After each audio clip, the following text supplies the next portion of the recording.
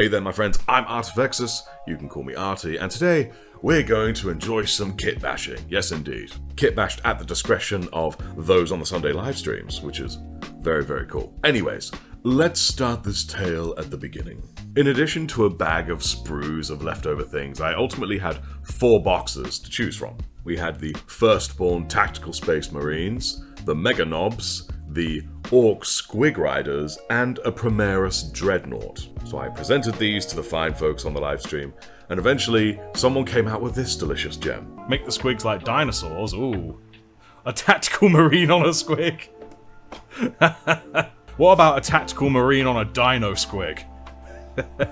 And from there it kind of snowballed forwards as we sort of allowed the idea to coalesce. So we cracked it open, picked, I'm pretty sure, the largest squig, the one that was certainly the most upright, so we wanted to do T-Rex arms, so I wanted to make sure there was actually room for T-Rex arms, especially if they were going to be holding a chainsaw. Even when built, I found it was leaning forward a little further than I would have liked, so I ended up actually pushing back the leg a little bit, and then filling in the gap with some of my incredibly gloopy sprue goo. And of course also some good old Tamiya extra thin cement. And it was clear at this point squigs were getting involved. But yes, with that it was time to do the T-Rex arms. So for that I grabbed some Space Marine arms. I snipped them at sort of just above the elbow, I think, so that way they still had the bend but were a lot shorter, and then using green stuff stuck them firmly on the body. One, of course, got a chainsword, and in the end, I couldn't find a right hand that I liked, so originally I was thinking, ooh, like a pointy hand or something, but I only had left hand ones, and that annoyed me.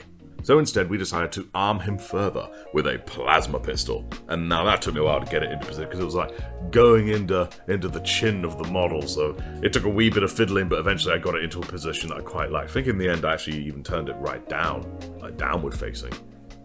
Or something. And then after sticking it to the base, it was time to sort his rider, the noble tactical marine who would be dealing with this squig. But yeah, so after some fiddling and a healthy use of green stuff, we managed to get him straddled nicely over our Dino-Squig. And while I was fixing up the torso, we were now spending time thinking, what armaments are we going to give him? But we'd already brainstormed a few, and we knew it had to be excessive. So we gave him a missile launcher, and a power axe. And I won't lie, I thought getting this into like a position that looks decent would be really difficult, but to be honest, it kind of fell into place naturally at this point. And lastly, of course, the helmet. And then after some time leaving that to dry, we are left with this, and cat hair. I'm actually mildly worried that there's cat hair on this, makes me wonder if he's chewed this. Well, I don't see any chew marks, and if we find them later, well, it just adds to the aesthetic, doesn't it? Yes, the lighting is, well, it might be perfect. I was about to say it's not perfect, but I actually think it might be perfect for it right now. But yes, this is what we have now. Now, upon reflection, there is only one thing that really bothers me. Look how far to the side of the base this is. It really bothers me. You know what? I ain't taking it. Here we go. There we go. Alright, nice. Trusty sandpaper. Alright, here we go. Let's see if we can do this a little better this time. There we go. Look at that. Much more in the center, looking much better for it. I won't lie, ever since I noticed it, it's really been winding me up, and now I feel much better. Alright, cool. We'll give that a few minutes to dry, and then it's off to the priming station. I'm back from my priming table, and here we are.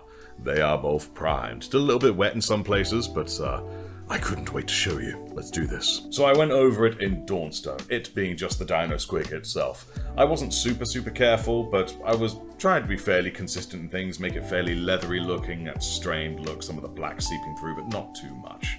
And I must say, the Space Marine arms look really creepy on this thing, in a weird way. But then I also got some Mechanicus Standard Grey and went under the underside of the Dino-Squig. I don't know, I just felt like having that extra bit of darkness, a shadow underneath. I don't know if there's any point to it, but we shall see. So with that done and dried off with my handy dandy heat gun, it's time to add a little bit of that coloured undercoat. So for the first 2 layers, the Mournfang and the Scrag Brown, I would do a bit of a, not quite a full-on overbrush, but part dry brush, part overbrush. It's kind of teetering the line with my larger, softer brush, so that way I can kind of meld in a little bit more into the, crevices and whatnot. From there, I got up my smaller, more typical dry brush and did more typical dry brushing with the remaining 3 colours of Cadian Fleshtone, Kislev Flesh, and Screaming Skull, getting lighter and lighter with each iteration. As we can see here, still looking very nice, if a tad washed out on my screen right now, but now we're going to start adding some colours, and I'm thinking of adding some reds. Well, that's some nice bright reds to him to make it look like there's those stripes going over him. So for all this extra bit of vibrancy, I added Mephiston red and Wild Rider red. Beginning with the Mephiston red, of course. I added stripes going along its back and down its tail. And then I also decided to just do the whole head plate red as well. I don't know, make it sort of like a feature, you know, a feature head. Hopefully that doesn't bite me in the ass, but we'll see later. And then with the Wild Rider red, I sort of went over the stripes a little bit, just to sort of highlight the bigger ones I really want to pop, and then went over the spikes on the head plate. I then jumped back to the Mephiston red, just so that I could sort of go over a couple of the little lumps and bumps on his skin with a bit of a red highlight, if you would. I don't know, just to sort of help make him pop. But yes, with that done, and I won't lie, it looks pretty good as is, but with that done, it's time for us to go to the contrast yellow and see what happens when we go over this. Could I use my airbrush for this? We're doing it. Yeah, everything's falling apart. Here we go. Here we are. It's a nice cheap one. You know, I won't lie, I don't remember how much I spent, but it really wasn't expensive at all. It's nice and simple, gets the job done. Battery powered too. Right, let's do this. So I elected to use Imperial Fist yellow contrast paint, which I kid you not, when I opened up, I swear I smelt lemons. So there was a bit of a weird thing going on though. When I started up my airbrush, it was, as I was engaging it, it was going on and off, which was very, very bizarre. But the airflow coming out of the brush, it didn't feel disrupted per se. So I just pushed ahead with it. So indeed, I used a dropper to drop some Imperial Fist into the airbrush, and then, wouldn't you know it, it's painting it yellow. It's definitely not what I expected. But I pushed forward. I pushed forward and onwards, and you know something? I actually kinda grew to like it. Finishing, of course, with a quick blow dry. Alrighty, so, he may not have ended up exactly how I expected he would. But in a way, I kind of like him. I kind of like him. It has that weird sort of mottled look that skin has, which is kind of what I'm looking for, really. Although there's still a lot of grey under the tail, I've just realised. How did I miss that? Oh well, it is what it is. It's just the colour of his skin, alright? He's a dinosaur. And the red stayed more vibrant compared to the brown than I expected. I don't know why I expected anything different. I don't think I knew what to expect. But, regardless, I am still pleased with it. It still looks rather cool. Oh, it's adorable in a horrifying way. But yeah, so that's all of the biological aspects of the dinosaur. Now it's just things like the leather straps and, of course, the mechanical bits. And then it's onto the marine. Let's do this. So first, that steel leg was calling to me, so I grabbed my Iron Hand steel and gave it a good slathering, and frankly, that alone made it look really, really cool. I then brushed up on a few other places that needed the Iron Hand steel, such as the teeth of the chainsword, though I'm sure I'll go over that again, and the panel on the right side of the Dino-Squig. I then jumped onto the Rhinox hide to do the leather straps going underneath the fella, before moving on to Deathclaw Brown to do the saddle. Now that is quite bright for a saddle, I do know, but I had a cunning plan, you see, and that cunning plan was Berserker Bloodshade. Because I thought that might sort of lend it a colour that goes more towards the skin of the dino itself, and what do you know, it actually started to look really, really good. And I reckon with some extra highlights, maybe even some additional Nuln Oil into the deep recesses when the time comes, I bet this will look quite dandy. I just realised I forgot to do the buckles of the straps there with the Iron Hand steel that I want to do, so let's just do that right now. Gotta go fast. There we go. That's the metal of his, there we go, straps done. I also did the teeth, because I forgot to do the teeth, and I've done them with Wraithbone and then Seraphim Sepia for a bit of light shading before I work on them a bit later. Also noting there's a very odd sheen on this dinosaur. I think that's something to do with the contrast paints, but that's something I have to look into. But still, looks very good, I do like it. I just wish that sheen was more on the metal. Oh, there we go. That metal leg there than anything, but error. Real quick, guys, before we continue, if you are liking this and enjoy what I do, do consider liking, commenting, subscribing, all that good stuff. Maybe consider supporting me on YouTube memberships or Patreon, and perhaps most importantly, consider joining the YouTube channel's Discord. Yes, lots of good stuff happens there. Anyways, with that, let us keep rolling with this beauty. So I gave the flesh of our Dino-Squig a bit of a good wash with Reichland Flesh Shade, just in some of the bits that I wanted to sort of emphasize the deeper shadows, so behind the jut of the jaw, behind the joints of the legs, and underneath the saddle. And then I grabbed Nuln Oil and did all the metallic parts, so that's like the little panel, and of course that leg. Can't really avoid the leg. I went back to Iron Hand Steel in order to go over the two weapons, the plasma pistol and the chainsword, and then taking some Abaddon Black to sort of tidy them up some, make them look good and pristine before I mess them up. So now onto the plasma coil. I decided to go for a fairly typical plasma colour. That's because I like blue. Blue is a good colour. It's the colour of the best chapter. So I began by effectively basing the coil in Korax white before busting out my Thousand Suns blue and getting them that nice classic blue plasma coil. I then lightly went over it with first Araman blue and then a little less of Baharoth blue, before taking my white scar and then adding a little bit of highlighting, if you would, just a little bit. Alright guys, so I would say that the beginnings of this here Dino-Squig are now very much set in place. It's looking quite excellent. I'm very, very pleased with it. But before we continue on with it, I think it's time we actually work on the rider, don't you? So first, our lucky tactical marine. He's going to get base coated in Warp Fiend Grey. I really do like this kind of incredibly desaturated lavender/lilac kind of purple. It's a really nice colour. And then once that's been done all over, after a bit of and ahhing over whether I'll do the helmet or not, I then take Celestra Grey and water it down with a ton of contrast medium. I think literally about for every 1 part of paint, 2 parts contrast, that sort of amount. And I then wash it over the Warp Fiend Grey to get that kind of cool stone look, you know? I want to also give full credit to Invisibilis Cactus of my Discord server and one of my moderators, for it was he who came up with this kind of colour scheme. Although it's the first time I'm trying it with any contrast medium, so if it works out well, I'll definitely have to stick this under his nose. Well, he's already really starting to look like a son of Artifexus, which is pretty dope, I must add. I do love it. Do love it thoroughly. I actually tried something new for him, although seeing him in this light, there's a few spots where a bit of the Warp Fiend Grey is coming through. Man, on camera, he looks so chalky. Looks so chalky on camera. But still, I will probably give that another quick layer before moving on to the next thing. What the look, there's a whole arm there, it's missing. So after sorting out that missing arm, which was a thankfully nice straightforward process, I then moved on to the Macraque Blue to do all the edges and whatnot, like the trim of the shoulder, certain bits that are nice and obvious, like the round bits on the backpack, the top of the helmet I also did, as well as his elbows, knees and wrists. And he is frankly looking quite son of Artifexus. And then of course we moved on to the Retributor Armor Gold to get the eagle done and the skull done, because, you know, I need my gold, bro. Then finally a little bit of lead belcher, just to add to the grill on his face, the various vents on his backpack, and the little bits and pieces of pipework all about him. Indeed, even in this not so great lighting right now, he is looking quite dope. And now, of course, eyes. Ever a fun endeavour. So for the fun job that is the eyes, I first went over them with a base of white scar, before then going over them with corn red mixed with contrast medium, which really helped it settle over where the white was.